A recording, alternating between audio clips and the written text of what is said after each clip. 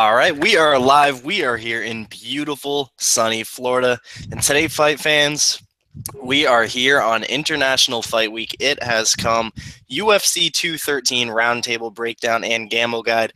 As you can see, I am joined by two guests, as always, here. Joining me for the second time, we got Justin of UFC Bro Picks. And for the very first time, very honored to have this man on. A huge fan of this guy. We got Will Martin here. So, Will, I'll start with you. How you doing, man? And what are your thoughts on this card? I'm doing good. I'm doing great, except for the fact it's 1 a.m. in the morning. I ain't got shit to do. But as soon as I got the opportunity to come on here with you guys and talk fights, I was all in for it. Regarding 213, it's a really solid card. I'm just looking at it betting-wise. I'm struggling to see shit. I don't know because I'm blind. I am blind as shit when it comes to certain things like that. But I'm looking at the odds and there's just not much popping out at me. So, but it's a good card. Good fights throughout the card as well. Solid fights. Good matchmaking. And Justin, I hear you're out in Vegas on vacation right now, man. What's up with you? What'd you think of this card, man? Yeah, man, I'm live in Vegas right now. It's a good card, man. It's pretty hot out here, though. I'm fucking getting sunburned like crazy, but yeah, man, it's a good card, man. There's a lot of close fights, and the odds are pretty close too. But I like it, man. I'm excited to talk about this card.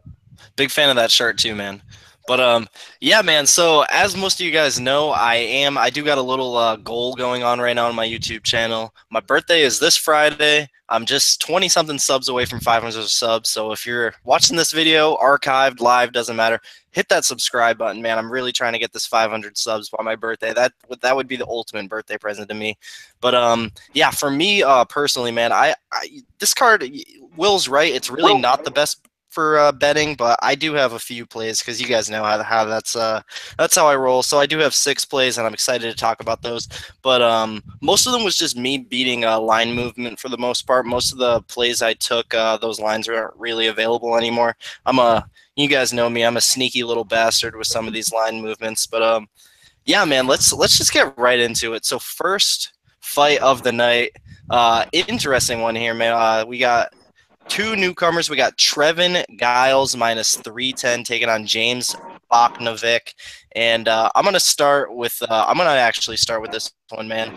So I was intrigued immediately. I know I heard the name Boknovic before. I know he's a Ben Rothwell guy. And I've heard of Trevin Geils before, too. I know he was out in LFA. He won that title. And the thing that immediately jumped to me was I feel like Trevin Geils probably is the more skilled guy, but the thing is, Boknovic he's going to have a huge size advantage here. He's a guy who actually normally fights at 205 pounds. This is a 205-pound bout. Trevin Geils, he usually fights at 185 pounds, and even then, he's a pretty tiny 185-pounder. Trevin Geils, he's about 6 feet. Boknovic, I believe, is 6'4". I mean, I looked at pictures of Boknovic and Rothwell standing next to each other. Not that big of a size difference, man. Boknovic is a big boy. He's got 8 straight wins in the first round, I believe. Dude's been killing it. Trevin Geils, he's a younger guy too. Boknovic is 28. He's in his athletic prime. So when I see a line like this, I just believe it's very off. I'm not going to lie. There's limited tape out there. I didn't do the most tape, but I just feel like this Boknovic guy, he trains with good guys like a Ben Rothwell. He's got a lot of first-round finishes. He's got a huge size advantage here. I just think the line's very off, but if I was able to do more tape study, this would be a bigger shot on Boknovic. But that all being said, I did take a half-unit shot on James Boknovic at plus 260 to win 1.3 units, just based on the line just being very, very off to me, man. And I know my friend Will here feels the same way. So, Will, talk about this fight, man. Yeah. So when we got the announcement that these 2 guys were going to be fighting, or the 2 fights that were added to 213, I initially looked at the odds, and I thought it was like roles reversed. I thought that Boknovic was 2 or whatever the odds were for that, and then I realised that he was the fucking underdog. I was like, no danger. That shouldn't be that way. I thought it should have been at least a pick'em. And I remember it was 2 years ago I found out about this Boknovic guy because Ben Rothwell was in Dublin. He was speaking to everybody, and there's a video, if you go on YouTube, at the Q&A, I asked all the fighters, I was like, who's the next guy coming from your gym that I should keep an eye out for? Ben Rothwell comes out and says, James Boknovic.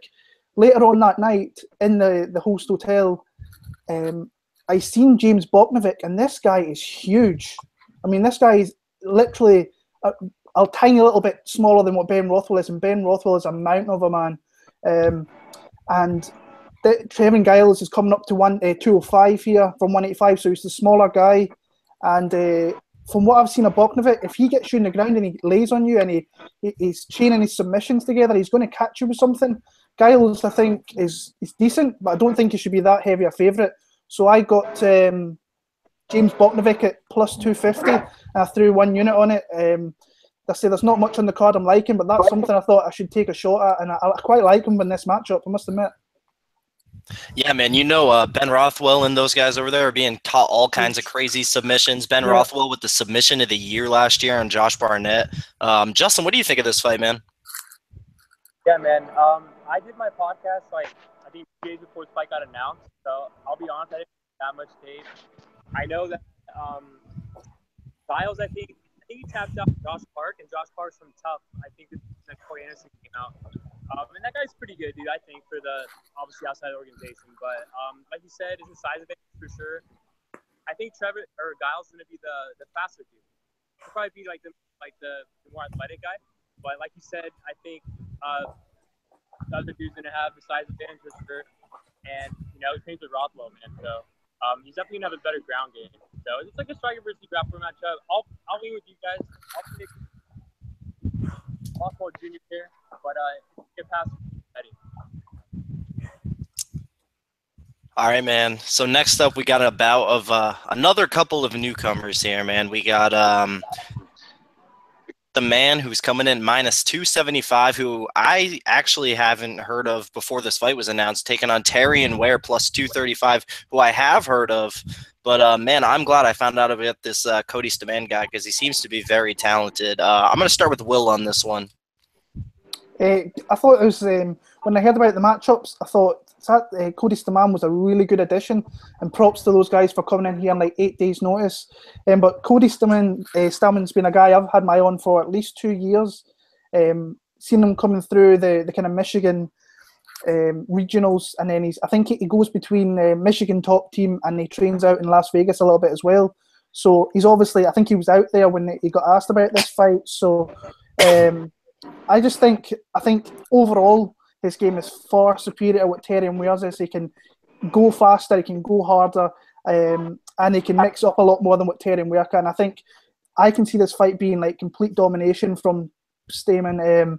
I can see this being 30-26, mixing in takedowns, being very aggressive on the ground, and just holding position and winning rounds through that. I can see this 30-26 pretty much across the board, maybe in 30-25. I can see a kind of domination from this one here. I like Cody for the win.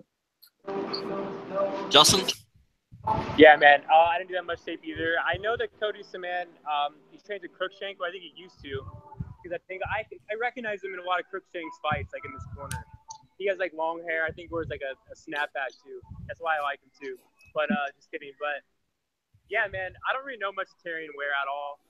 I do think this Sterman's gonna win though. He looks like he's better all around. But looking at Ware's record, he seems like he's a gamer. So I apologize for not doing tape for these two fights. Like I said, I didn't do it on my podcast. But I'll lean with Sterman for this fight. Yeah, I'm not going to lie, guys. This is probably the only fight on the card that I didn't do tape for. Just a little bit. I just watched a little bit on Sterman just to see if I could look for any holes in his game to possibly fade him like I am with Geils. But Cody Sterman seems to be very solid. Terrion Ware, I watched one of his fights before. I want to say it was in RFA or Legacy or one of those fights. But Terrion Ware, I mean, you look at his record, the guy's 17-4, but all of his recent losses are to pretty damn notable names. He went 25 minutes with Cool Hand Luke Sanders. He was in there, lost against Leandro Higo, who just fought for the Bellator title. Joe Soto, UFC fighter. So Terrion Ware's out there losing to good guys. But then again, I really didn't see enough to go and take that underdog shot on him. And then the line, of course, I don't see a whole lot of value on a newcomer at minus 275 with Sterman there. But Sterman for sure is going to be the unanimous decision pick. I'll say 30-27 for him. But Yeah, man. So not much to talk about there. But moving on to the real the real decent fights here of the card, we got Rob Font minus 335 taking on Douglas Silva. De Andrade, who's coming in plus 275. I'm gonna start with Justin on this one. Yeah, man, I'm excited for this fight. You know, the line's kind of, I mean, I'm not going to bet Rob Font at, you know, what, plus 300. Andrade's a pretty good fighter, man. He's only lost one time, and they're both bangers. They're going to be slugging it out. I do think that Font has the wrestling advantage here, though. He has pretty good wrestling. He saw his last fight against Danger. He's the bigger dude, too. I mean, Font's fought a featherweight before. Andrade is a little smaller, but, I mean, I think Andrade's good, you know? So I think it's going to be a close fight. I'm not going to bet on Font here, but I do think Font's going to go out there and get a dominant decision. I don't think he's going to go out there and knock him out, but I think it's going to be a war. It's going to be an early contender to fight the night. And Andrade's good, dude, so I'm not going to bet on this fight. But I got Font by dominant decision. What about you? Will, what you think about this one? I like Font, but I think it's going to be really close. I think initially when I heard the matchup, I thought, right, Rob Font should maybe win this quite decisively and maybe win like a 30-27. I see it being really close. I can see maybe Silva coming out early and maybe getting the first round, but I can see I think Rob Font throughout the 3 rounds is just the stronger fighter, the better stand-up, and I just think he can piece it all together a lot more than what De Andrade can. And plus, I think this is the first time De Andrade is fighting outside of Brazil. So, yeah, I like Rob Font, a really solid guy. I mean, he lasted 3 rounds with John Lineker, and we all know that John Lineker's a tough motherfucker. So I like him in this one. I think it's going to be close. So I'm going to go 29-28 for Rob Font for a unanimous decision. Yeah, I'm going to complete the trifecta there. I'm going to go with Rob Font here. Although I do think the line is getting a little too high on him here because Douglas De Andrade, the guy is 24-1. The guy is he's a winner to say the least. Very tricky kind of guy. He's a very short, stocky dude. Not quite as short and stocky as John Lineker. But Rob Font has gone in there and fought a guy with this type of body before. He's gonna, you know, he's gone in there, gone rounds with a guy with similar to Douglas De Andrade. I think he's gonna go out there, avoid the bombs like he did with Lineker. I think he's gonna be able to utilize the jabs, his reach, and probably outstrike Andrade here over the course of 3 rounds. But I think Andrade's just being such a tricky guy. The dude is a winner. I do think he can make it close, so I definitely wouldn't recommend Font at this price. It's a bit tricky, but I also don't recommend a shot on Andrade. So with the way the lines are right now, this is just a big pass to me. But overall, I'm going to say Rob Font gets this done over the course of 3 rounds. I'll say a 30-27 decision. But moving on here to my very first, my second play of the night. Bogdanovic was my first, but this is the first big one of the night, man. We got Belal Muhammad minus 140 taking on Jordan Meehan plus 120. And I'll start with this one, man. I'm a non-believer in Jordan Meehan. I was looking through his record before the Emil Meek fight, and I really wanted to bet on Jordan Meehan there just because I'm not fully convinced that Emil Meek is that great of a fighter. But doing so, I just wasn't impressed with Jordan Meehan's record. Like, all of the people he's beaten, I haven't been particularly impressed with one win. He was looking real good against Thiago Alves and then got caught there in the second. Just against Emil Meek, he just didn't look like the Jordan Meehan of old. He looked very unmotivated. He didn't have a lot of try in him. He wasn't trying to do a lot to get back up. He was repeatedly taken down by a striker, and I think we could see the same thing right here. Belal Muhammad, the striker, could absolutely probably go out there and take down Jordan Meehan. If not, man, I think Belal Muhammad, his striking's come a long way. He's a very improving fighter. I think he could go out there and outstrike Meehan as well. So I'm confident with Belal Muhammad wherever this fight goes, man. I think he can win on the feet. I think he can utilize takedowns. That all being said, I did put 2 units on Belal Muhammad at minus 155, win 1.3 units. So Belal Muhammad, that is my pick, and I'll say he gets it done via a second round TKO. Will, what do you think of this one? Initially, I was pretty high on Belal Muhammad. I've kind of reined that in a little bit. I don't know why I've reined it in a little bit and started to think that Jordan Meehan might have a chance, but I think first round will be very close. I think that sometimes that what's his name, Jordan Main, he comes out very strong, but then he starts to get really sloppy, and then there's openings there.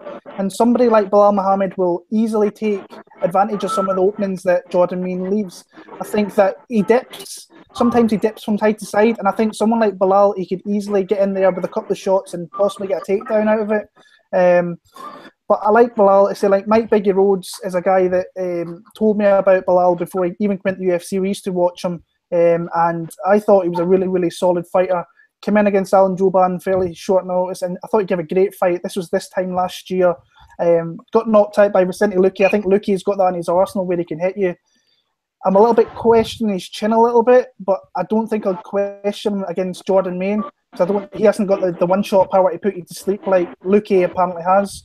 But I like Bilal Muhammad. I think if this fight goes late on, which I fully expected to do, I think that Bilal Muhammad can finish him in the third round. So I'm going to go a third round TKO for Bilal Muhammad. Justin? Yeah, man, this is a good fight. I like Muhammad here, but I'm not going to bet on this fight because Jordan Meek could easily go out there and force him into a brawl. And, you know, that's what Meek does. Look at his fight with Alves and Matt Browne. I know he lost those fights, but I don't think Muhammad's going to knock him out. I think Muhammad's going to piece him up and get a close decision. I know Muhammad has a better cardio for sure. I mean, Meek gassed out like every fight. And he looked pretty bad last fight against Meek. He retired pretty, you know, like a year ago, came back. So, I mean, the Mike Kyle win was pretty big, but that's Mike Kyle. He's, you know, he's on his way out. He's about to be retired. Muhammad looked good last fight against Randy Browne, man. I picked Randy Browne there. I actually bet him too. But like Will said, man, we don't know where Muhammad's chin is at, but I don't think Meek's the guy that, you know, has the power. But like I said, if he forces him into a brawl, man, I'm going to be kind of worried. So, but I'll pick Muhammad. He has the better conditioning. I see him getting a dominant decision. All right, man. So very, very interesting fight here. You're going to see your very first head-to-head debate here between me and Justin. We got Thiago Marreta Santos minus 145 taking on Gerald GM3 Meerschaert plus 125. And I'll let Justin go ahead first on this one. Yeah, man, this is one of my favorite fights tonight. Yeah, you got your classic, you know, you got your striker versus grappler here. I know Meerschaert GM3 hasn't fought, you know, the best dudes. You know, he fought Yadi and last fight against who did he fight last fight? Ryan James. Yeah, Ryan James. And I know Ryan James, you know, looked good out there for like 20 seconds, took him down, they got tapped out. But I don't think Meerschaert was hurt there, man, at all. And I think he let him take him down because he knew that he got good off the ground, you know. You know, Santos, he's a very good striker, you know. He beat Elias, we know that. But the thing is, he drops the ball a lot. And he doesn't have the best takedown defense. He has no ground game at all. We saw Spicy go out there and utilize that. And if a guy like Spicy, I mean, I like Spicy. I know a lot of people out there think he's a jobber, but if Spicy goes out there and takes you down, I think GM3 can too. I think GM3 has good conditioning. I think he has a good wrestling game. And I think he has decent striking too. I don't think he's gonna go out there and, you know, strike with him for a while, but I think he can go out there and mix it up pretty good. And if he takes down Santos, I think it's all over in my opinion. So I wish you luck because I know we're going head to head. But I had to take the dog shot in GM3 here. And I like GM3, man. I really think he's that good. I think he's going to go out there and get a dominant finish here. And he's 9-1, man, his last 10 fights. And he's never been knocked out. He's a good chin, too. So I don't think Santos is going to knock him out. And I know Santos has pretty decent conditioning. But I think GM3 has a better cardio here. And I think he's a smarter fighter, too. So I got GM3 here all day. So, of course, I'm going to have to disagree, but I do absolutely agree with Justin on some aspects that this is one of the most fun fights of the card. It's going to be, no matter what happens here, where you're going to see some really fun action. And I'm glad me and Justin both got on this side with the plus money. He's got plus money on Meerschaert. I managed to get plus 120 on Santos. 1 unit plus 120 there. So, basically, man, the way I see this, Meerschaert, he is a talented guy. I mean, hell, I bet him in his first 2 UFC fights so far. Now I'm betting against him. Funny how things work out. The way his striking looked against Thiago Santos, or should I say Ryan James, the way it looked against Ryan James looked very basic. Ryan James, I mean, he was able to go out there and use his length. You could tell he had the longer reach. He was Ryan James is a very awkward guy, but still, he was able to go out there. And granted, it was only about 30 seconds, but Mearshart looked basic on the feet, man. And Thiago Maheta Santos is very far from basic on the feet. Thiago Santos has fought the much better competition than Gerald Mearshart. Mearshart, he's still a younger guy. He's got a nice little age differential here. The age definitely is on his side. I believe he's 28. Thiago is 33. And Mearshart's been winning fights, man, but he has not fought anybody even close to Gerald Mearshart or Thiago Santos. And Thiago Santos has fought plenty of guys just as good as Mearshart. So, man, I think he's going to be able to go out there and stuff the takedowns. I don't think Mearshart absolutely 100% great grappler. The dude can grapple his ass off. I give him all the credit for that in the world.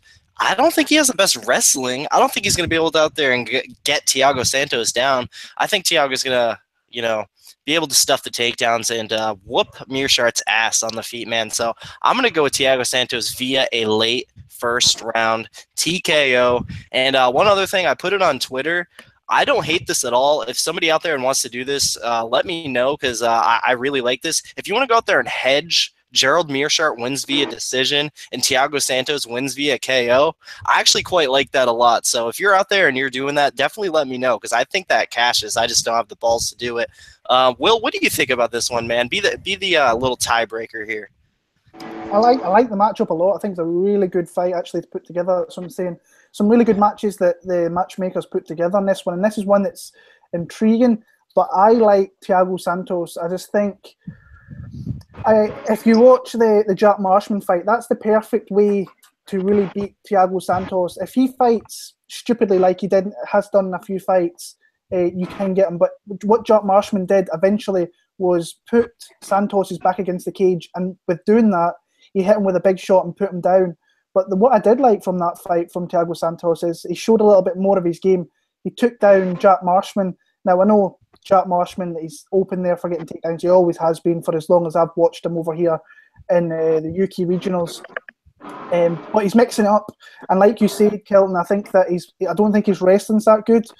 But Mearshart might want Santos to try and take him down here, because if this goes to the ground, I think Mearshart can easily throw up some submissions out there and possibly catch him. He's very, very dangerous down there. So what Thiago has to do is just keep that distance, boss the middle of the octagon, and then just try and pick him off with strikes. Because eventually, once those hands start to lower, he's going to catch him with a big shot. That power stays frequently throughout his fights, and he can catch you late on. I just think that Santos, eventually, those shots are going to start getting through, and I think from there it's just going to be. I think Santos is a tough guy to really stop once he's got a bit of confidence in coming at you, and he's got openings there as well. So I like Thiago to catch him. I like him to catch him in the second round. I like him to win via TKO. But it's a really good fight, a really interesting fight to put together. For sure, man. So moving on here, we got Chad Laprise moving up to 170 pounds here, minus 500, taking on Brian Camozzi, plus 400. And Will, I'll start with you on this one. Like Chad Laprise in this one, even though I don't really rate him awfully high as a fighter, you look at some of his UFC wins. I mean, Thibaut Gouti, Denis Cedeno, not the greatest wins in record, but he does have wins over Brian Barberena and Olivier Aubin-Mercier, which is actually pretty good wins in his record. But like him moving up, I like fighters moving up to divisions higher than they originally started fighting at, because it's just so much healthier for the body. We've seen that. I think it was a catchweight bout last time, so he obviously was not making the weight anymore. So going up to 170, I don't think you can really ask for much of a better introduction to the 170-pound weight division than Brian Camozzi. I don't really rate this guy awfully high. I think that Laprise is just going to establish the jab, and he's really going to just put it on him for maybe 2 rounds, and then I think he's going to finish him late on. I think Camozzi's got quit in him, and I like him to win this one, 3rd round TKO. Justin?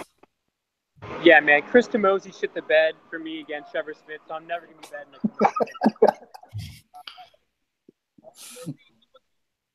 Browne. I mean, he almost tapped him out off his back, but he's looking pretty floppy on the feet. I know he's known for his knees. He has really good knees. I think before the UFC. But Laprise, man, he's a good boxer, dude. Has good takedown defense, and I think he's gonna be the fastest guy out there. I think 170 is better for him at 155. He's really stuck down. The price, I don't like the price, but yeah, I like Tyler Priest here. I think he's gonna go out there and get a dominant decision. What about you?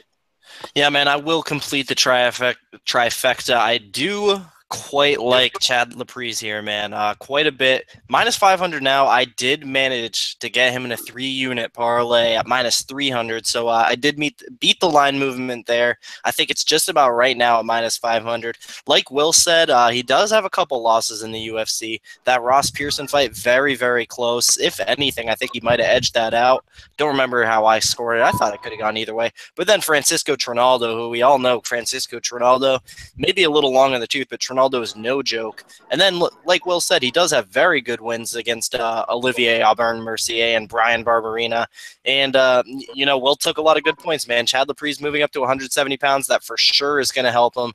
And Brian Camozzi, I am ashamed to say that I did bet Brian Camozzi in his last fight and did not come through for me in the slightest. He got his ass whooped, and I do believe he is going to get his ass whooped here again.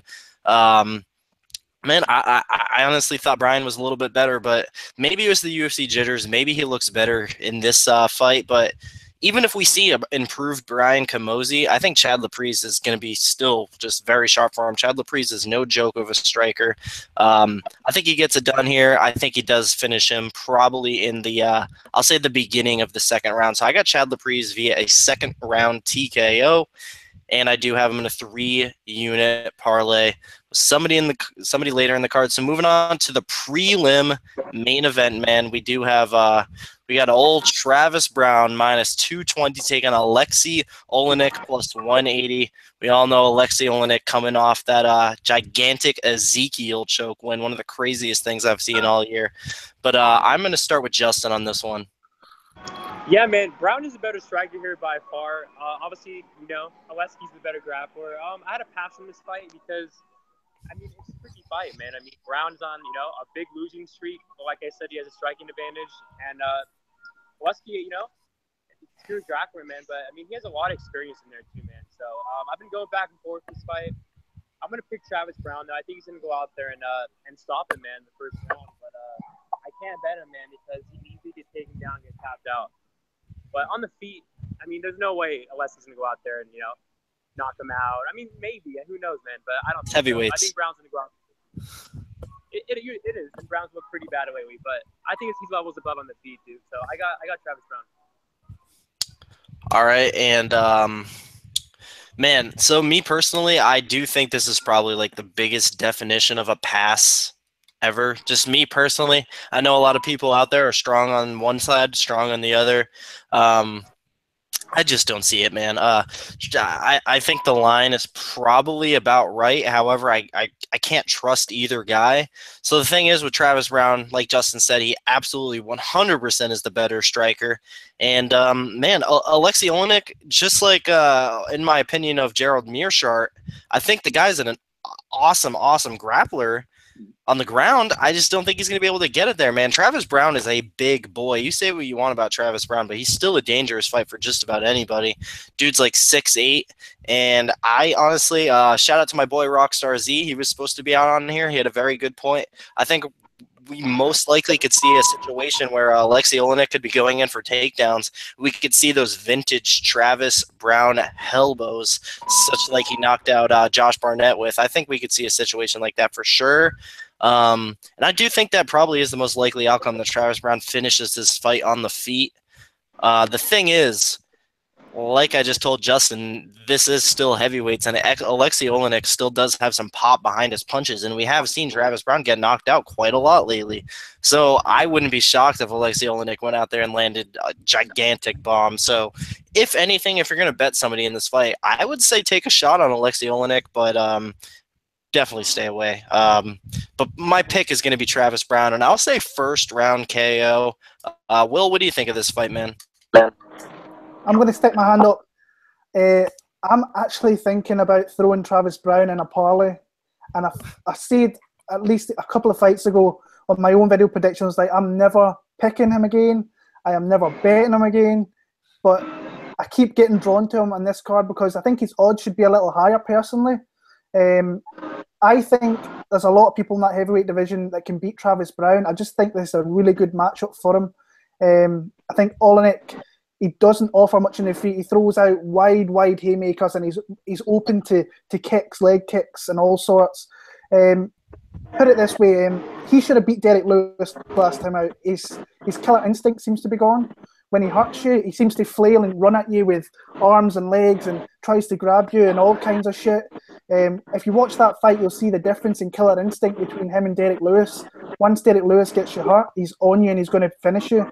Travis Browne, I should say, had opportunities to finish that fight and never took them.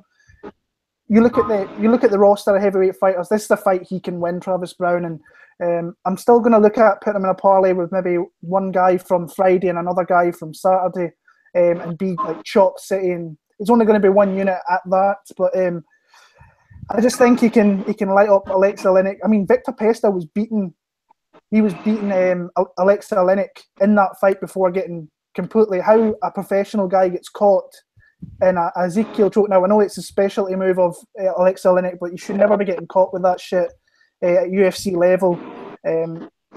But I like Travis Browne in this one. I think he's going to catch him with shots. I think that if it goes late, the gas tank is on Travis Browne's side. As much as it pains me to say it, I'm going to pick Travis Browne. And if I'm trying to stay away from betting this fight with Travis Browne, but I am probably going to end up betting him in some capacity in a parlay. So Travis Browne, TKO, round number 1. All right, so moving on to the main card here, man. Main card, International Fight Week pay-per-view.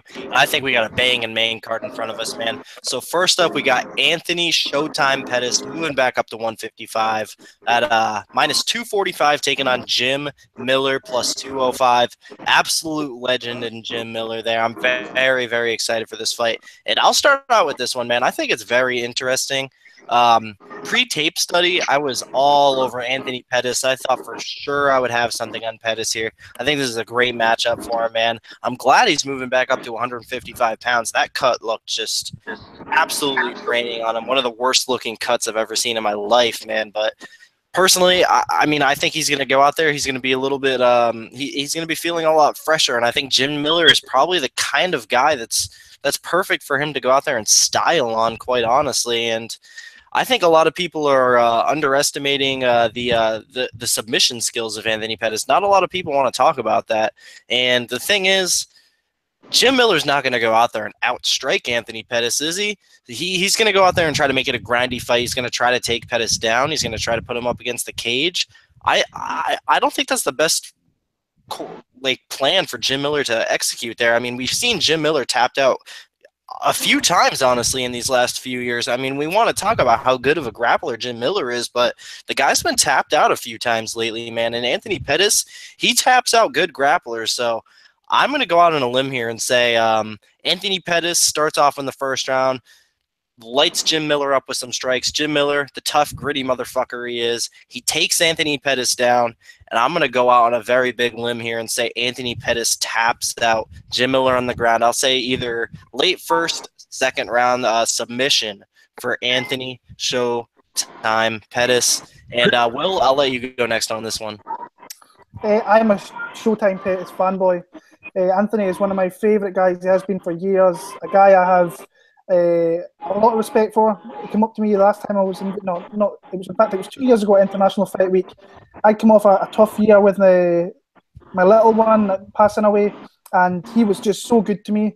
So as a man, so much respect. As a fighter, I think it's pretty clear that he is in kind of do or die mode right now. If he's losing to people, no disrespect to Jim Miller, if he's losing to people like Jim Miller, then I think it's time to step away. But I like the matchup for him, I think. But the thing is with Jim Miller, it's awkward because last year he lost to Diego Sanchez, and then his last fight against Dustin Poirier, I thought he looked really, really good in that fight, and he looked better than he had done the previous 2 years. But the blueprint's there for beating Anthony Pettis. I think you have to pressure him, put him against the cage, stop him using that flashy techniques. But I'm with you in this one, Kelton. I think this is going to go to the ground. And I think once Jim Miller can't find a way to submit or dominate Showtime down there, I think Showtime is really sneaky with his submissions. We saw that against Benson. We saw that with Gilbert Melendez. He's got submissions there, and I think he could easily catch Jim Miller maybe late into round number 2 with submission. And the people that Anthony Pettis has lost to are all legit guys. That I don't recommend them like going to 145. I never liked that idea even years ago against Jose Aldo. But I like Pettis in this one. I think we're going to see. I'm hoping for a Pettis win. No bets or anything, but I'm really hoping for Anthony Showtime Pettis win because huge fan of his family, and wish them as a man. I wish him all the best for the future as well. Justin? Yeah, man, this is a good fight. It's very close. I was thinking about betting Jim Miller here, but I'm going to pass right now. Pettis is by far the better striker on the feet. And like you said, he's tapped out good grapplers, so that worries me right there, too.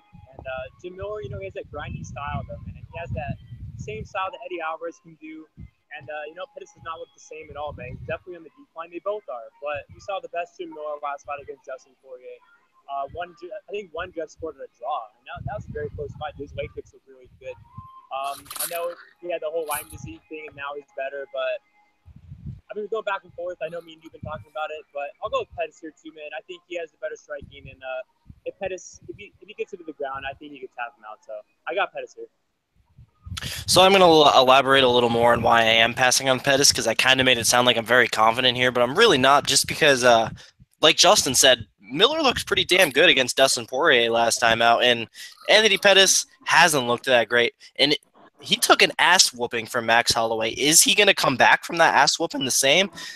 Like I said, Pettis is the pick for sure, but it's scary, man, because we've seen guys been able to grind him against the cage before. Jim Miller could do that, but I do think it's unlikely. So just wanted to elaborate a little bit more on that. But moving on, man, we do got a battle of two legends here, man, absolute heavyweight legends. That we got the trilogy fight between Alistair, the Reem, Overeem -130, taking on Fabricio Werdum +110. And I'm going to start out with Will on this one. I've actually kind of changed when I make my picks, I stick with them. But as you go through it, because my videos are always out super early because my subscribers like that. But as you go through fight week, you get little things that you take and you start to like other guys. And if there's anyone off this card that I've kind of changed my pick towards, it's this one. I'm going to go with Fabricio Werdum in this one. I do like the way that Reem has been fighting. I think this fighting smart, strategic, is faring him very well, especially older on in his career against Mark Hunt. I think getting Mark Hunt, it's a good time to get that guy, but I thought he fought well against Stipe except for the running away. Stipe is just an absolute beast. But I like this smart point fighting, and then eventually the openings in the heavyweight division will open themselves up, and if you've got enough cardio to go throughout the fight, because we've seen against Travis Browne, he came out there and he tried to finish him gassed and then got taken out. If he can keep his energy throughout the fight, he's got opportunities to win. But I just got a funny feeling Verdum's going to find a way to keep this fairly close in the feet and pressure Reem, and then eventually he's going to find a way at the ground, and I think he can dominate him down there. And I'm going to go a very close decision for Fabricio Werdum. Originally, I liked Reem by a decision, but I've actually changed my tune. I'm going to pick Fabricio Werdum in this one here. Very, very close 29-28 decision for Werdum. Justin? Yeah, man, I agree, man. I like Werdum here. I have him in DraftKings. He's one of my dogs. I do think Overeem is probably the best striker in the division by far, but he has a terrible chin. I don't think Werdum has, a good chin either, but I do think he has a better chin here. I think he has more ways to win, too. Obviously, he has a huge ground advantage here. On the feet, it's close, but, I don't know, man. Werdum is no joke. He's looking pretty good, man, before getting knocked out against Stipe. And I feel like Overeem's taking a lot more damage, dude, than Werdum, I don't know, man. Overeem is a good fighter, man. Just that chin. And I think Werdum can crack him on the feet. I'm going to have to pass here. It's another heavyweight fight that's close. But I agree, man. I think Werdum can go out there and win a decision. Man, so I will not or complete the trifecta. I am going with Alistair Overeem here. I didn't really go through, a lot of tape study here, basically just because with the way the lines are looking, I don't see an incredible amount of value on each guy. I think we basically know by now what each of these guys brings to the table. So I won't lie, I didn't do the entirely most research on this fight, but I do favor Alistair Overeem for a couple of reasons. basically, man, I think these guys know each other quite well, and because of that, I think we're going to see a tentative version of both of them probably. Just a theme going back to what I was saying about Alexei Olynyk and Gerald Meerschaert. I think Fabricio Werdum is a hell of a grappler. I just don't think he's going to be able to get to the ground, man. I just don't think he's that great of a wrestler. And so I do see this fight playing out on the feet, and I'll give Fabricio Werdum all the credit in the world. The dude has increased the level of technical striking in his game by a lot, and I just, he's going in there against the best striker in the division, like these guys are saying. So I don't see Fabricio Werdum being able to go out there and outstrike the best striker in the division. And another thing, yes, Alistair Overeem, he does not have the best chin in the world. Yes, of course. But Fabricio Werdum, man, for a heavyweight MMA fighter, he doesn't have the most pop in his punches, in my opinion. Really, the only standing striking knockout loss he has is against Mark, or in the past few years, I should say, is against Mark Hunt, and that was like a flying knee knockout. I don't see anything crazy like that here against Overeem, but you never know. It's heavyweights. Alistair Overeem could get touched by something and just fall right over. I wouldn't be shocked, but I just don't see that as the most likely thing. I think we see two tentative guys, and the better striker is going to be able to outpoint the other guy over there, of course, over the course of 3 rounds. So I'm going to go with a very unconfident Alistair Overeem 30-27 decision. Big pass for me as well, guys.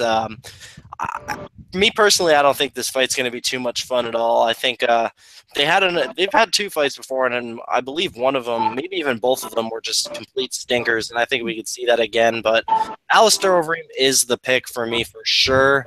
So moving on here, man, just recently boosted up to the main card here, man, and I think we're going to see a heavyweight prospect get a very good shining spot here on International Fight Week main card. I think this dude is minus 900 for absolute good reason. We got Curtis Razor Blaydes minus 900 taking on Daniel Oleinichuk plus 600. I'm going to start out with Justin on this one. Yeah, man, I got Curtis Blaydes all day here, man. He's definitely the best wrestler in the division. But I don't want to see me go out there and strike with Daniel that much because, Daniel's a pretty good fighter, man. I mean, he's only lost, I think, 1 by finish against Struve. And he might be the better striker here, man. But Blaydes is going to definitely take him down. I mean, I think he has like 50% takedown defense.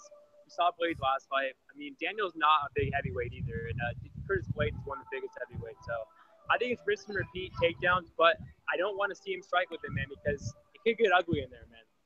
But I got Curtis Blaydes all day by dominant. Actually, I'm probably second round sub for Curtis Blaydes. Yeah, man. This, like I said, I think this is Curtis Blaydes all day for sure. 100% the most confident pick of the weekend between the 2 cards. I think the line is justified, and I'm very, very happy to say I was able to get in early on Curtis Blaydes at minus 405. So that completes the 3-unit parlay for me, man. I got Curtis Blaydes and Chad Laprise at minus 151, 3 units on there to basically win about 2 units. Very happy with that parlay. I don't see anything at all that shows me that Daniel Oleinichuk is going to be able to stuff the takedowns of Curtis Blaydes. We saw Danny O last time out against Timothy Johnson. Timothy Johnson, another wrestler, he was able to go out there and utilize the wrestling game plan. And I think Curtis Blaydes is a much better version of Timothy Johnson. I think he's a more athletic guy, probably with a more overall well-rounded game. I agree with Justin. I for sure do not want to see Curtis Blaydes go in there and try to outstrike Daniel Oleinichuk, but you never know, man. This is the fight where he feels maybe he could go out there and do it. And you know what, man? I think he could. I think if he tries to go out there and outstrike Daniel Oleinichuk, I think damn right he could. He's got he's huge for the division, man. I'm sure he has a huge reach advantage over Danny O. Not sure how big it is, but I'm sure it's got to be big, man. And the guy has improved his striking. And you know what? If he goes out there and tries to outstrike Oleinichuk and it doesn't work out, Oleinichuk's outstriking him, that's fine. He can resort back to the takedowns. I for sure don't see Danny O being able to knock Blaydes out because we did see Curtis Blaydes in there with one of the scariest men in the UFC in Francis Ngannou. And sure, Francis Ngannou was able to get him out of there with a doctor stoppage, but Francis Ngannou was not able to get him out of there with a knockout like he's been doing with everyone else. So Curtis Blaydes is a guy with a very good chin. So I do think this is a fight where he can test the striking. I would prefer him not to, but I think he should be able to get the takedowns all day long. And like Justin said, Daniel's a tough motherfucker. The guy doesn't really get finished a whole lot often.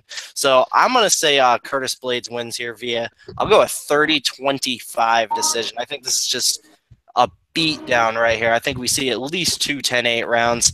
Probably we might see a mercy stoppage in the late second, third round. We'll see what kind of ref we have in that fight. I think it all depends on that, quite honestly, here. Because, like I said, Daniel's a tough guy. It's just a matter of not whether the ref thinks he's seen enough. But I love Curtis Blaydes here. I think the line is justified. Will, what do you think about this one, man? There's a reason this fight's on pay-per-view, and it's not because Daniel Oleinichuk's on this fight. It's because I think we can see something with Curtis Blaydes. We're talking about Curtis Blaydes' striking, and it's not great. It's coming. He is progressing with it, but he dropped Francis Ngannou, I think, in that fight, if I remember, and he dropped him with a big jab over there in Croatia. So I think this is the fight. If he wants to show us something a little bit different, I think he might come out in the first round and try that. But I think eventually he's going to go back to that grappling where he's just going to ragdoll and throw your ass around and just really beat your ass. Daniel Oleinichuk's a really small heavyweight. He's like really well built, but he's not that big. I've seen him. I've stood next to him, and I'm not a big guy, but he's not overly big for heavyweight. I just think he's going to get ragdolled here. I think he's going to get thrown around just like Adam Milstead did, and eventually he's going to break him with strikes. And this guy, I know he's very, very heavily priced in DraftKings, but I think it's justified because he has the potential for 10-plus takedowns, advancing positions, beating you with strikes, 130, 140 points. I just think he's going to...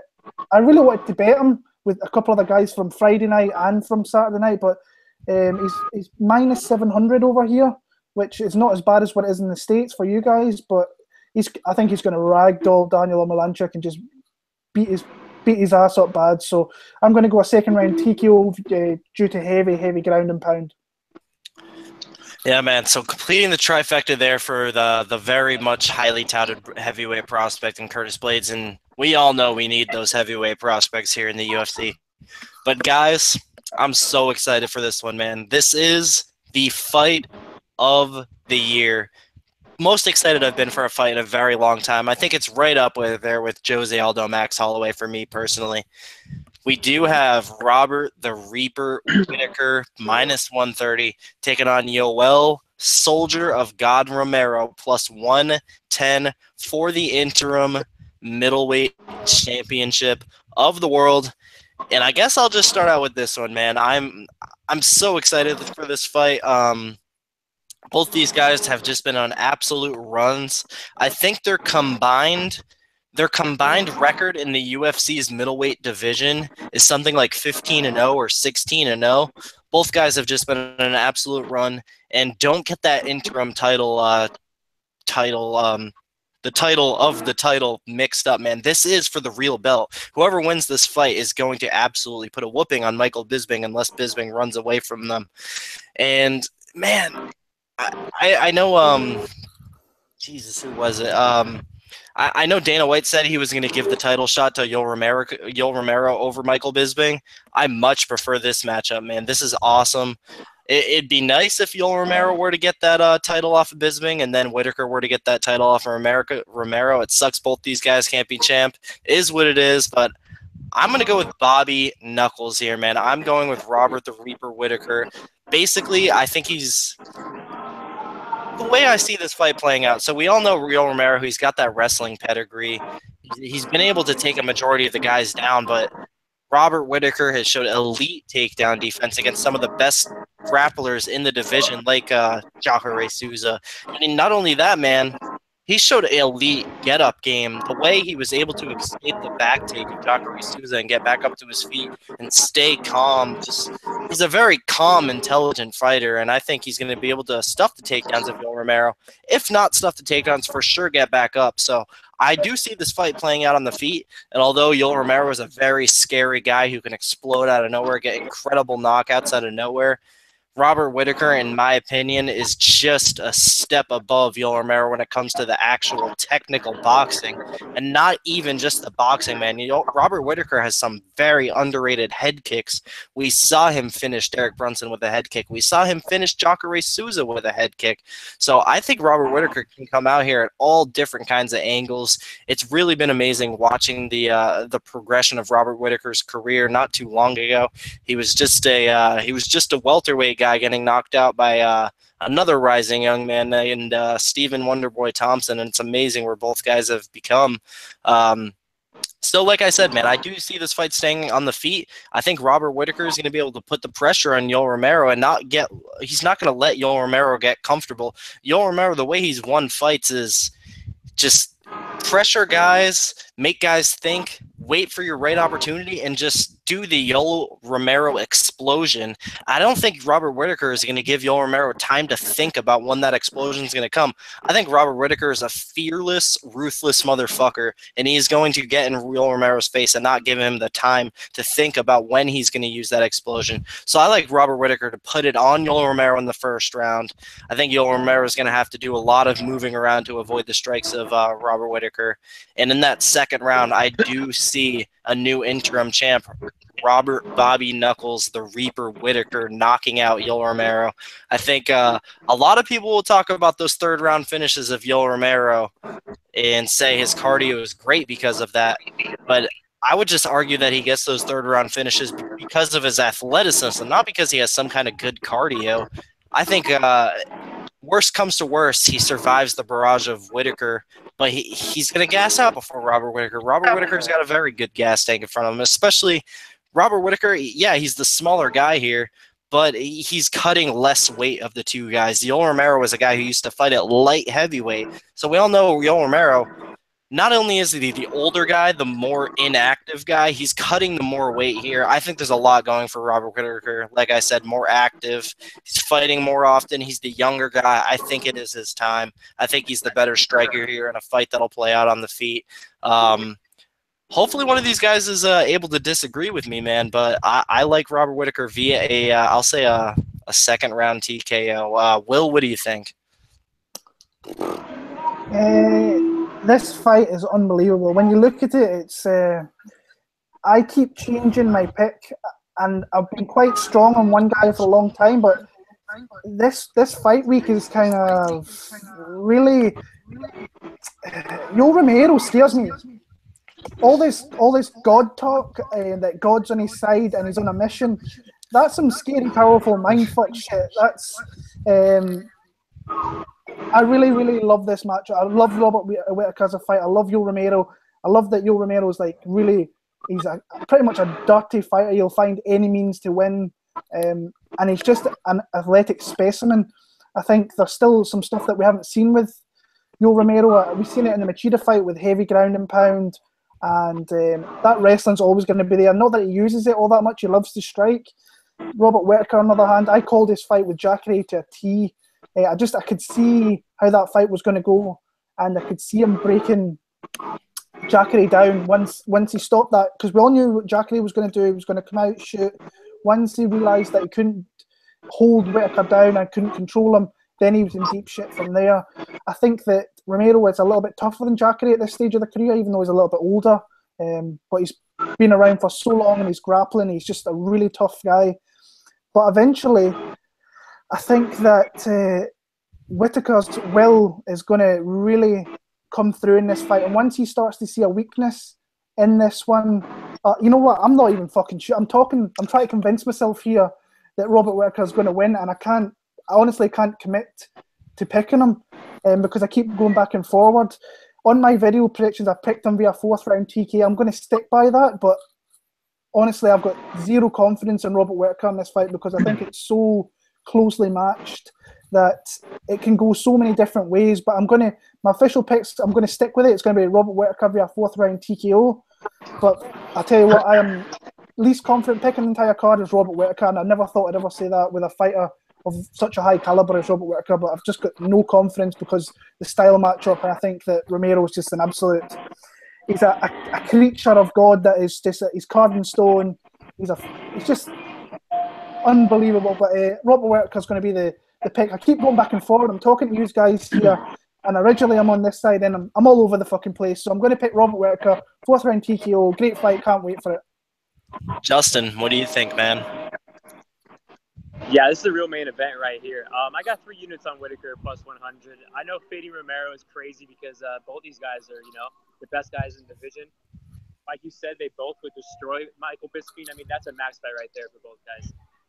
I think Whittaker is the better technical striker. I think it's the better boxing. I like his combinations a lot. He definitely has very good takedown defense. Romero, he's unorthodox, man. He's explosive. He can do anything crazy, man, throughout that fight. Weidman was beating him, though, man, those first 2 rounds, and he had terrible fight IQ and tried to take him down.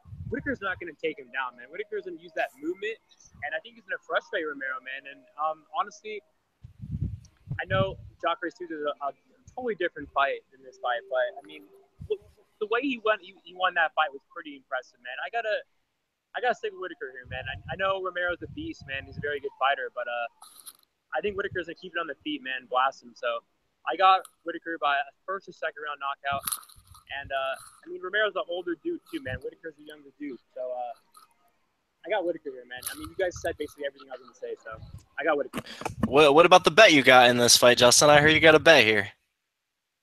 Yeah, I got him 3 units at plus 100. I think I said it, like, at the beginning. Maybe oh, yeah, you might. That's just me. I forgot to say my bet. Yeah, I do have 2 units on Robert Whittaker here. Wins via in the distance. I do think I think it's very unlikely this fight goes the distance. So I just decided I want Whittaker at plus money. I don't think it gets back in there. So I got 2 units. Robert Whittaker wins in the distance at plus 110 to win 2.20 units.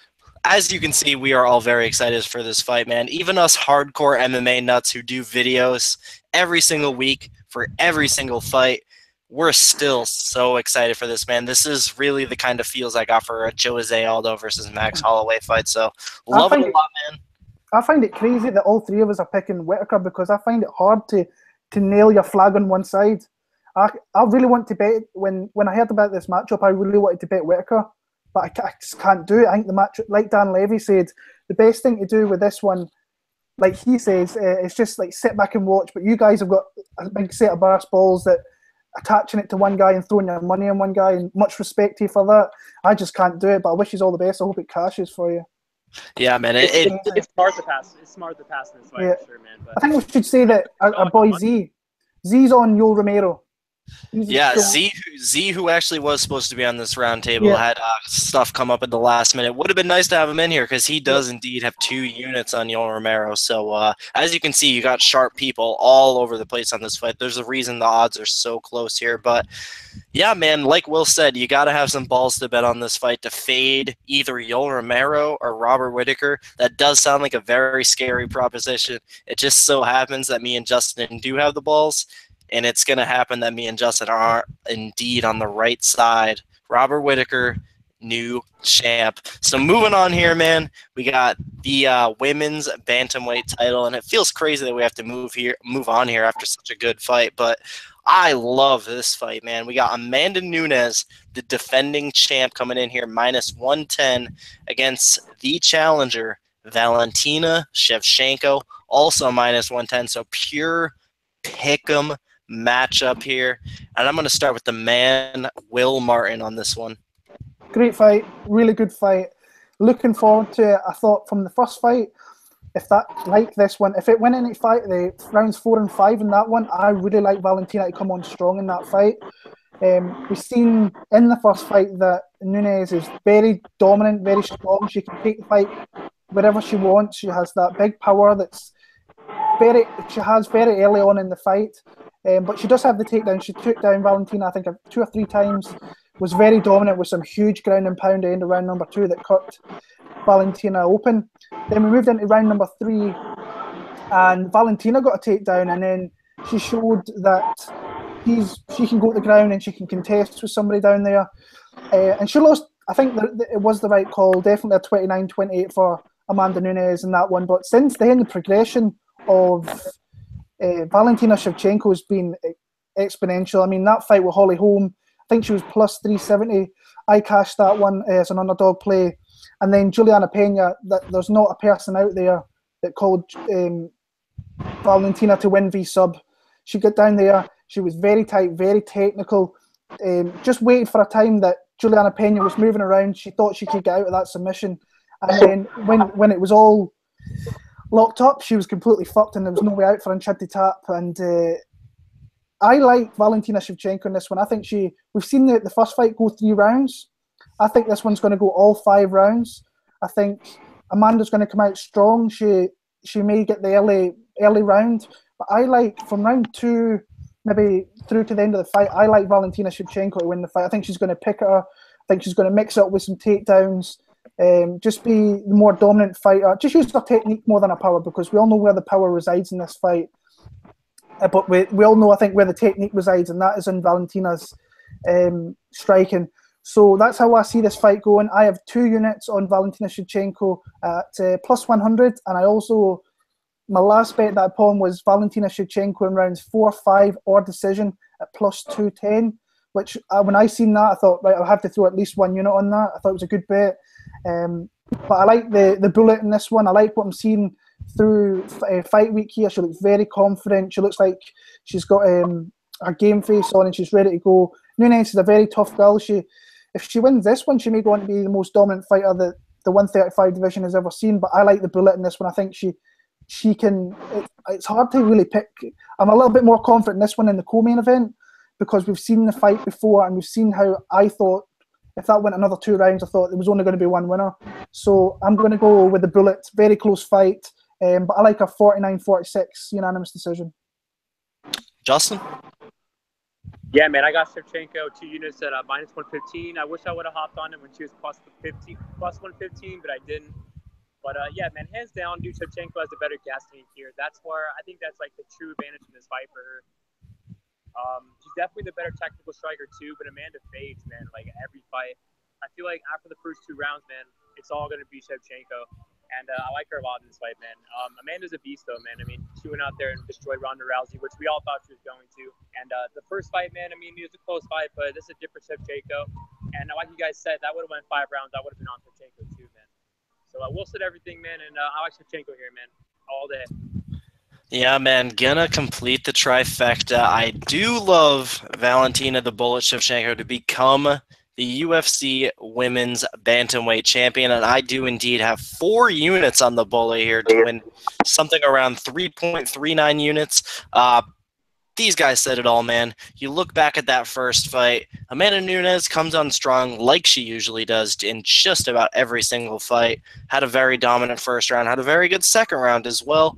And then Valentina in that 3rd round, we saw that Amanda Nunez cardio start to fail. Valentina Shevchenko was a very, very well-conditioned athlete. She was in there, and I do believe if she had a little bit more time, she would have finished. So looking in here at a 5-round fight, man, I mean, I feel like it's a pretty basic argument to make that, oh, it's a 5-round fight now, so Valentina is going to have time to finish because Amanda Nunez is going to gas out. Valentina is going to survive once again, survive the early onslaught from Amanda Nunez. That is a very basic argument, but I think it's a very solid one, and it's a very understandable one. It may just come down to that.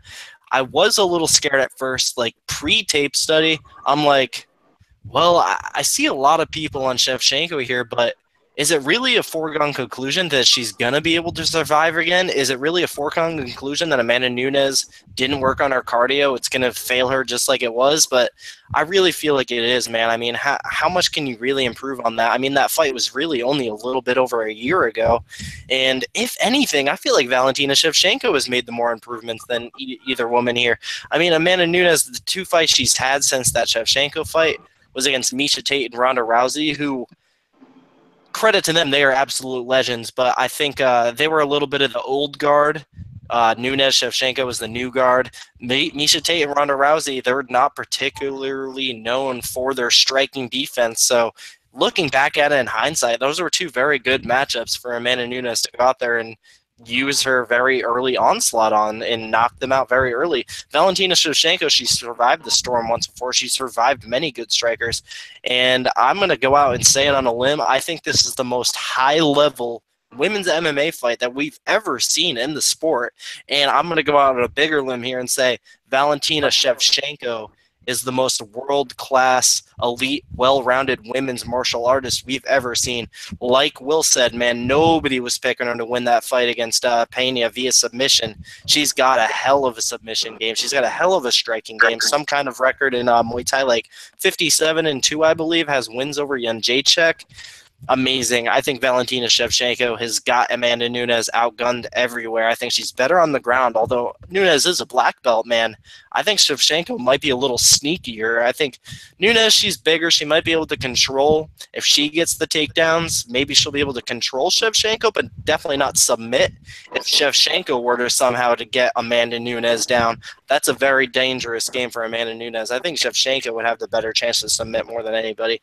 Nunez, she can control on the ground, but I don't think she can finish on the ground, and I do think that cardio is going to fail her. So I don't think this is the type of thing where we're going to see Amanda Nunez go out and out-wrestle Shevchenko over the course of 5 rounds. So I think we're looking at a very, very, very close first 2-3 rounds, but I think Shevchenko takes over in that 4th and 5th, and I'm going to say Valentina Shevchenko wins the fight via submission in the 4th round.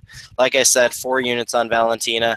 I think it's a pretty straightforward argument, but I think it's a very solid one here, and I think we do see a new champion in Valentina Shevchenko. So all of us are on the bullet here, man. I do really like Valentina, and I'm surprised it's a pick-em line on Valentina, but is what it is, man. So awesome card here, UFC 213. Just one thing, Kelton. Absolutely, go ahead. When you think about now, Amanda Nunez in her last 2 fights has looked she's looked dominant without a doubt. But when you look at Ronda and you look at Misha, I think Misha already, she had a tough weight cut that week, and I think her head, she was already thinking of kind of leaving the sport, and we saw that at 205 when she came in and she pretty much quit after Raquel Pennington had her way. So I think thoughts were already in her mind of she's had a tough cut, she maybe can't hack it anymore. And Ronda Rousey's head was never after that Holly Holm fight, she never have fought again personally. And I just think Shevchenko, she showed in that first fight that she can take over that fight when it needs to be, and she can dominate in every position, even against a black belt in Amanda Nunez. That's where I'm really super confident in Valentina this time around. I think it's a very good fight, but I think that I'm very confident that I get this decision, become the new champion here. And I think if Valentina becomes champion here, that's another really good reason why the UFC needs to open a 125-pound weight class. I believe they are doing that. I believe that is the next season of The Ultimate Fighter. Because Valentina Shevchenko, she is a smaller 135-pounder, so she really doesn't have the most pop behind her punches in this weight class. I think if we see a 125-pound weight class, Valentina Shevchenko, she's going to be able to make the weight there. I wouldn't say easily, but she for sure can comfortably. And I think at that weight class, we will see some pop behind her punches, and she will absolutely destroy girls in that weight class. So I'm going to go out on an even bigger limb here and say Valentina Shevchenko is your future 2-weight world champion in the UFC. So like I said, man, that's going to do it for this 12-fight UFC 213 International Fight Week card. As always, I'm going to go ahead and ask these guys what their predictions of fight of the night are and their predictions for 2 performance bonuses. I'm going to go first, man, and I really haven't even gotten time to think about this. I think fight of the night, we are going to be looking at, it's cliche, man, and it's probably going to be the popular answer, but Robert Whittaker versus Yoel Romero. I think as long as it lasts, it's going to be fireworks. When it comes to performance of the night, I think we see a nice first-round knockout for Thiago Marreta Santos. And I think the other one will indeed go to the new women's bantamweight champion, Valentina Shevchenko, getting a very nice 4th-round submission, in my opinion. So, Will, what are your predictions for that, man? Ooh, fight of the night, I think I quite like. Looking at the cards, I think Rob Font and Douglas de Silva de Andrade, Silva de Andrade could be, it's either going to be really close, and I think it could be really like balls to the walls, and they're going at each other. So that's my kind of outside pick for fight of the night. Performance bonuses, I think that definitely one of the co-mains and the main events will get it. So I'm going to go with Valentina Shevchenko. In fact, I'm not going to go with Valentina Shevchenko. I'm going to go Robert Whittaker, because if I'm picking him to finish Yoel Romero, that deserves a bonus in itself. And then if we're looking at somewhere else, I'm going to go Curtis Blaydes just by complete domination and just totally wrecking shot with Daniel Oleinichuk. So that's going to be my picks for your fight of the night and your performance bonuses of the night. Justin, what about you, man? Yeah, man, I got Pettis versus Miller for fight of the night. And for my 2 performance bonuses, you should already know where one of them is going to be. I got GM3 by a dark choke. And I really think, man, that Santos doesn't have the best IQ out there, man. He doesn't have the best chin either. I think GM3 is going to hurt him on the feet, and then he's going to go in for a takedown and get subbed. And I got Whittaker, too, for my other guy. Awesome, man. So that is going to do it for us, guys. I do want to thank my guest here very, very much. Justin, like I said, for the second time, and Will Martin, an honor to have him on the show for the very first time. I'm going to go ahead and let these guys plug their stuff. I highly recommend checking out both these guys' channels because Justin, the UFC Bro Picks channel he's got going on with my good friend Ricky, I think they bring some very original content, and those are two funny guys. Definitely recommend them. Will Martin really is a YouTube MMA video legend, so definitely recommend checking him out. Like he said earlier, he likes to get his videos out early, so if you like to get some early predictions, this guy is your man. Will, plug away your stuff, my man. The floor is yours. Well, I'm sure, first thing I want to say, if it's any of my subscribers that are on here that are not subscribed to Kelton and UFC Bro Picks, just all you have to do is just go and hit that button and hit subscribe. We're going to try and get you to that 500 mark before your birthday. I'll put out a feeler and see if we can get some guys out there. But you know where you can find me, Will Martin MMA. I just want to a big shout out to all my subscribers who, like, they really are great. They've shown me so much love for it's coming on nearly 5 years that I've been doing this. Early next year, been phenomenal people. So just a shout out to all my good subscribers out there. You can follow me on Twitter, Will Martin MMA. You can come follow my bets at Carpatech and Bet Me Tips, but I wouldn't recommend coming after me at the minute because my betting is down the shit a little bit. My head's been a little bit off with this baby girl coming. So go out there. I hope all the subscribers, all the people that are on Kelton's channel, all use cash big this weekend. It's a great fight card. I just want to ask Justin one question before he goes on to mention everything. Justin, how's Elias going to do this Friday night? Yeah, man. You already know I have a 3-unit bet with him in Teruto parlayed, and a lot of people, man, especially that we talked to on Twitter, are on Brad Tavares. And dude, I think Elias is gonna go out there and do what he always does. I don't want to spend a half an hour on this because I'll really talk. You got him going, Will. You got him going. You got him emotional. But yeah, man, I like Elias, man. And, he wins fights, dude. You know, he knows how to take you out of your game. And no disrespect to Tavares because he's not a jobber. But I think Elias can go out there, man, and grind him out and get a win. So we'll see what happens. I don't think he gets a finish, but I think he's going to go out there and get a decision. But, yeah, man, I don't want to spend like an hour on that. But plug away. Where can the people find you, Justin? All right, man. Yeah, you can find me on Twitter at UFC Bro Picks. You can find me on Bet Me Tips at Bro Picks. And you can find me on my channel with Ricky at UFC Bro Picks. Thank you, Kelton, for having me on the show. Will, good shout out to him. He was the first dude that I watched on these prediction videos. He's definitely a legend. He's probably the best guy out there. And like I said, thanks for having me on the show. Both you guys are two of my best friends on Twitter. And I hope Elias goes out there and shocks the world. All right, man. So yeah, as always, you guys, you can subscribe to me right here if you're watching this. It takes just about 2 seconds to subscribe, like the video. Like I said, trying to get 500 subscribers by the end of my birthday. That is this Friday night. I'm turning a very unfortunate old 22 years old. May sound young to some people, but man, I do not want to get old here. But yeah, you guys can follow me on Twitter at MMAKelton. You can follow me on Bet MMA Tips, MMAKelton, Caprotech. Pretty much everything is MMAKelton at this point. And like Will mentioned, want to give a big congratulations on him as for his baby girl. But that's going to do it for me, guys. Thank you once again for coming on, Justin and Will. Appreciate it very much. Shout out to Rockstar Z, who had to cancel at the very last moment. We're going to pretend just on here that we don't hate him for it, but secretly we do. But that's going to do it for me, guys. Thank you so much for watching. Special shout out to all you live viewers. I think we peaked at about 40, 45. So shout out to you guys if you're lighting up the chat. Big shout out. All you archive viewers, comment below. Tell me who you're betting on for this card. And above all, guys, enjoy this damn international fight week.